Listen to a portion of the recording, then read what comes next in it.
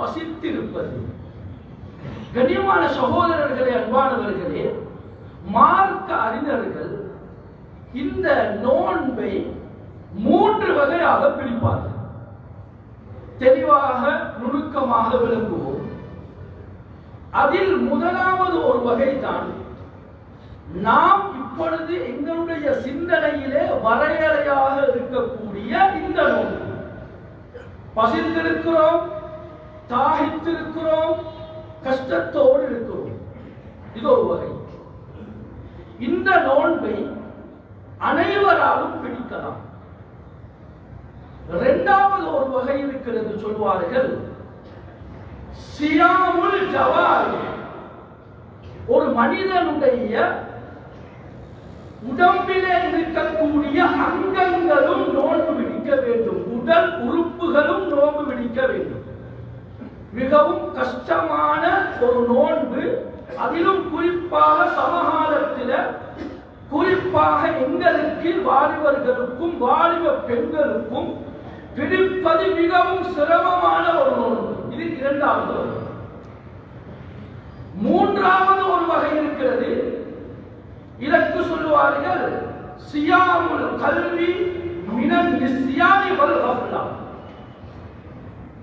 மறதி, அல்லாஹ்வை விட்டு மறதியாக இருப்பது, பொதுபோக்காக இருக்கக்கூடிய இவற்றை இப்படியாப்பட்ட உள்ளங்கள், எங்களுடைய உள்ளங்கள் நோன்பு பிடிப்பது.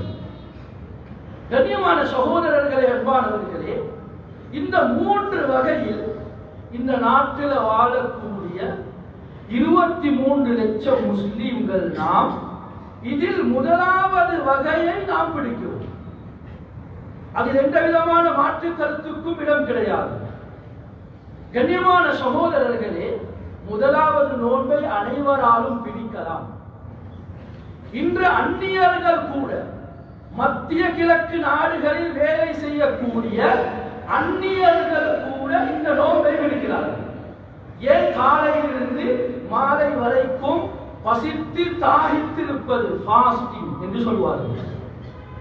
கண்ணியமான சகோதரர்களே, அமெரிக்கா நாட்டில் கூட வரலாற்றில் ஹிஸ்டரியில் எழுதுகின்றார்கள், இன்றும் கூட 13 ஒவ்வொரு மாதமும் 13வது, 16வது, 15வது தினத்தில் மக்கள் நோன்பு நோக்கின்றார்கள், ஃபாஸ்டிங் இருக்கின்றார்கள். ஏன்? நோயை விட்டும் தூரமாகுவதற்காகவே. கனிமானவர்களே, வைத்தியர்கள், அறிவியல் ஆராய்ச்சி சொல்கிறது, ஒரு மனிதன் சாப்பிட்டால் குளித்தால் அவனுடைய உடம்பிலே தண்ணீர் 3 வகையாக பிரிகிறது. அதில் முதலாவது சொல்வார்கள், அந்த தண்ணீர் வியர்வையாக உடம்பை விட்டு வெளியேறுகிறது. இரண்டாவது சிறுநீராக உடம்பை விட்டு வெளியாகிறது. மூன்றாவது ஒரு வகை இருக்கிறது, மருத்துவர்கள் சொல்வார்கள் அல் மாவுர் ராக்கி. ஒரு மனிதனுடைய உடம்பிலே தேங்கி இருக்கக்கூடிய இரத்தத்தோடும் கலக்காமல் தேங்கி இருக்கக்கூடிய தண்ணீர்.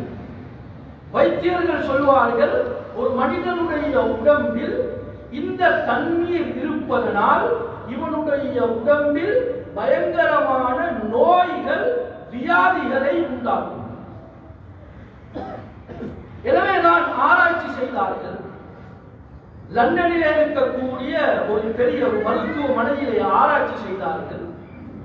முடிவுக்கு வந்தார்கள், தேய்பிறை 13வது, 17வது, 15வது தினத்தில் சந்திரன் பூமிக்கு ஒரு விதமான உஷ்ணத்தை கக்குகிறது, சூட்டு தன்மையை கக்குகிறது. இந்த சூட்டை அது கக்கும் பொழுது இந்த உடம்பிலே இவன் ஃபாஸ்டிங், இந்த நேரத்தில் தின்னாம குடிக்காம ஃபாஸ்டிங் இருக்கும் பொழுது அந்த தண்ணீர் வேறு விதமாக, அப்படியே வித்தியாசமாக யம்தஸ்ஸுல் கமல் அல் மாஅர் ராகின் மின் ஜிஸ்மில் இன்சான், இந்த மனிதனுடைய உடம்புல வித்தியாசமாக இருக்கக்கூடிய அந்த தண்ணீரை உறிஞ்சி எடுக்குகிறது. எனவே மனிதன் நீண்ட கால ஆரோக்கியமாக வாழ வேண்டுமா, ஒவ்வொரு மாதமும் 13வது 14வது 15வது தினத்தில் அவன் நோன்பு நோக்க வேண்டும் என்று சொல்லிவிட்டு சொல்கின்றார்கள். இதனைத்தான் நபி ஸல்லல்லாஹு அலைஹி வஸல்லம் 1400 வருடங்களுக்கு முன்பதாகவே இந்த முஸ்லிம்களுக்கு சொல்லிக் கொடுத்து விட்டார்கள் என்று சொல்லிவிட்டு இந்த கட்டுரைக்கு கீழால் எழுதுவார்கள். இன்றும் கூட அமெரிக்கா நாட்டு மக்கள் 13வது 14வது 15வது தினத்தில் ஃபாஸ்டிங் இருப்பார்கள். ஏன்? இந்த நோய் எதிர்ப்பு சக்தியை தன்னுடைய உடம்பில் உண்டாக்கிக் கொள்வதற்காக வேண்டி. கண்ணியமானவர்களே, மருத்துவத்தை உலகத்துக்கு படித்து கொடுத்தது நாம். ஆனால் இதை விட்டும் நாம் எவ்வளவு தூரத்தில் வாழ்கிறோம்? கண்ணியமானவர்களே, நோம்பென்று சொன்னாலே பலவிதமான லாபங்களை அல்லாஹ் நிச்சயமாக வைத்திருக்கிறார்.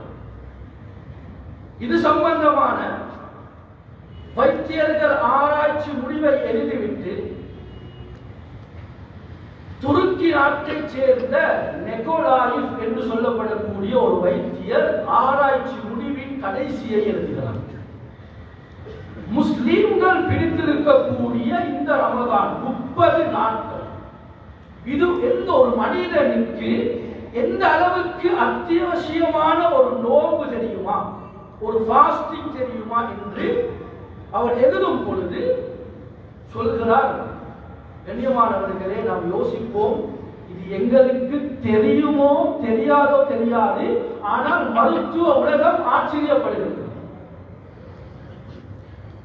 ஒரு மனிதன் சராசரி ஒரு நோன்பை பிடித்தால் அவனுடைய உடம்பில் 10 நாட்களுடைய ஆரோக்கியம் அவனுடைய பொடியில, அவனுடைய உடம்பில் உண்டாகிவிடுகிறது.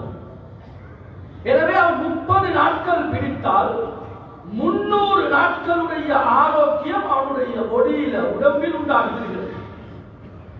எனவே ஷவ்வாலுடைய 6 நாட்கள், இந்த 6 நாட்களிலும் நோன்பு பிடித்தால் 60 நாட்களுடைய ஆரோக்கியம் இவனுடைய உடம்பிலே உண்டாகி விடுகிறது.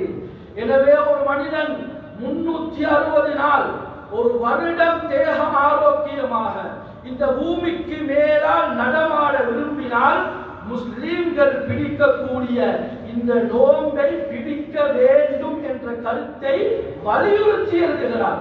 எனவே கண்ணியமான சகோதரர்களே, அல்லாஹு தஆலா மனிதர்களாகிய எங்களுக்கு ஒரு கடமையை விதித்தால், 5 கடமைகளில் ஒன்று, அதில் நிச்சயமாக அல்லாஹ் உலகளாவிய ரீதியில் ஆகிரத்தை மையமாக வைத்து பார்க்கும் பொழுதும் நிச்சயமாக பல லாபங்களை அல்லாஹ் வைத்திருப்பான், வைத்துத்தான் இருக்க வேண்டும். கண்ணியமான சகோதரர்களே, எனவே இந்த நோன்பை அனைவராலும் பிடிக்கலாம். இதில் நாம் யோசிப்போம், 2வது வகை நோன்பு. கண்ணியமான சகோதரர்களே, அன்பானவர்களே, இதில் அதிகமாக இன்று கூட எங்களுக்கு பிடிக்க இயலாத ஒரு நோன்புதான் இந்த நோன்பு. எங்களுடைய கண், எங்களுடைய கை, எங்களுடைய கால், எங்களுடைய உள்ளம், எங்களுடைய காது, எங்களுடைய டச். சகோதரர்களே, இந்த நோன்பை நாங்க நோக்காத வரையில முதலாவது நோன்புடைய ரகசியங்களை, நன்மைகளை ஒரு பொழுதும் அடைந்து கொள்ள முடியவே முடியாது.